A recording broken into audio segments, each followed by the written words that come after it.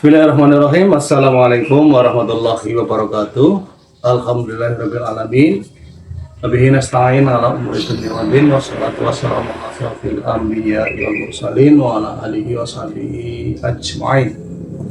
Amma ba'du, teman-teman yang berkah, alhamdulillah kita bisa dipertemukan lagi dengan bulan suci Ramadan, bulan yang penuh berkah, bulan yang penuh kemuliaan, penuh pahala, dan bahkan ada satu malam yang nilainya sama saja dengan 1000 bulan. Oleh karena itu, mari kita pergunakan bulan Ramadan ini untuk beribadah dengan sebaik-baiknya, terutama adalah puasa yang dalam hal ini adalah dihukumi wajib bagi orang-orang yang beriman. Sebagaimana Allah berfirman dalam Al-Quran, surat Al-Baqarah ayat 183, A'udzubillahi minasyaitonirrajim, Bismillahirrahmanirrahim. Ya ayyuhalladzina amanu kutiba alaikumusiyam kama kutiba alal ladzina min qablikum la'allakum tattaqun. Nabi SAW bersabda, "Man qama ramadhana imanan wa ihtisaban ghufira lahu ma taqaddama min dzambi." Nah, oleh karena itu, ya kita perlu ya persiapan untuk menghadapi puasa, ya ibadah di bulan suci Ramadan. Otomatis persiapannya tidak lain adalah ilmu yang cukup ya agar supaya puasa kita diterima ya oleh Allah Subhanahu wa Ta'ala. Nah, pada kesempatan kali ini akan saya sampaikan hal-hal terkait dengan pembatal puasa. Ya, di antaranya apa saja ya yang bisa membatalkan puasa. Yang pertama ya, yang bisa membatalkan puasa itu adalah makan, minum dengan sengaja. Ya, jadi perlu diketahui di sini bahwa makan minum disengaja ya itu bisa membatalkan puasa. Nah, ingat-ingat ini ya, kalian yang suka ya mokel ya istilahnya ya, berbuka ya sebelum pada waktunya, ini dosanya sangat besar ya. Dan yang perlu kalian ingat ini adalah di samping makan dan minum ya, juga dengan sengaja juga termasuk di sini adalah merokok ya. Jadi merokok itu masuk dalam kategori yang bisa membatalkan puasa ya. Jadi hati-hati, walaupun tidak makan, tidak minum, tapi kalau merokok itu sama dengan membatalkan puasa kita. Yang kedua yang bisa membatalkan puasa kita adalah muntah dengan disengaja ya, muntah ya, misalnya dengan cara kita itu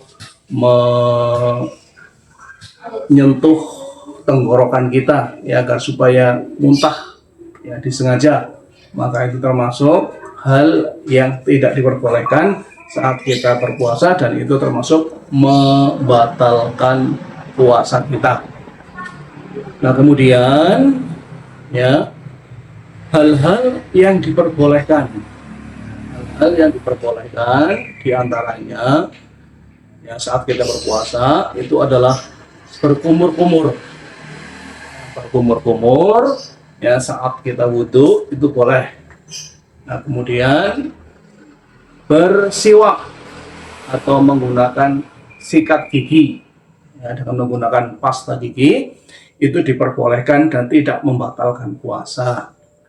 Kemudian menyiramkan air dari ujung rambut ya sampai ujung kaki saat kita lagi puasa itu juga diperbolehkan ya, tidak membatalkan puasa ya, tapi hati-hati ya saat kita menyiramkan air atau berwudu atau berkumur-kumur, jangan sampai ada air yang masuk ke dalam tenggorokan kita ya, ke dalam perut kita. Nah, maka kalau kita kemasukan air ya ke dalam mulut atau ke dalam tenggorokan atau ke lambung kita dan sengaja, maka itu puasanya kita adalah batal, termasuk yang batal. Kemudian yang selanjutnya, ya, yang diperbolehkan saat kita berpuasa, ya, itu adalah menelan dahak, ya, atau menelan lidah sendiri, air ludah maksud saya. Menelan dahak, ya, atau ludah sendiri itu juga termasuk hal-hal yang diperbolehkan, ya, saat kita berpuasa, dan itu tidak batal puasanya. Nah, kemudian, ya, termasuk juga, ya, yang diperbolehkan saat kita berpuasa itu adalah mencicipi masakan dengan ujung lidah. Ya, tapi perlu diingat-ingat, jangan sampai, ya, mencicipi makanan atau masakan itu kemudian sampai masuk ke dalam perut. Kalau ini sampai terjadi, ya, maka itu sama saja dengan, ya, puasanya batal. Ya. Jadi ini, ya, anak-anak yang insya Allah, ya, dirahmati Allah, ya, bekal kita untuk menghadapi puasa, ya. Jadi ada yang diperbolehkan, ya, dan juga ada yang tidak diperbolehkan, ya, saat kita menghadapi atau menjalani puasa. Dan satu lagi, ya, yang tidak boleh, ya, saat kita atau yang membatalkan puasa itu adalah mengeluarkan mani atau sperma dengan disengaja. Ini juga tidak boleh, dan ini membatalkan puasa kita. Nah, jadi kalau kita lagi puasa, ya, kemudian dengan sengaja mengeluarkan sperma, ya, atau onani, maka itu puasanya batal.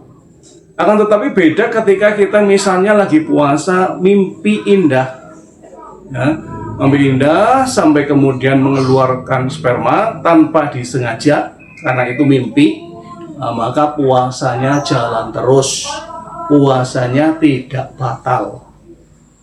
Oke, ya, ini saja, ya, sebagai bekal, ya, kalian tambah wawasan tentang bagaimana berpuasa. Ya, jangan lupa, ya, ketika kita puasa, perbanyaklah ibadah, perbanyaklah membaca Al-Quran, ya, karena Ramadan juga disebut sebagai Syahrul Quran, ya, bulan di mana diturunkannya Al-Quran. Itu yang disebut dengan malam Lailatul Qadar. Demikian, mudah-mudahan bermanfaat, dan saya akhiri. Wabillahi taufiq wal hidayah. Assalamualaikum warahmatullahi wabarakatuh.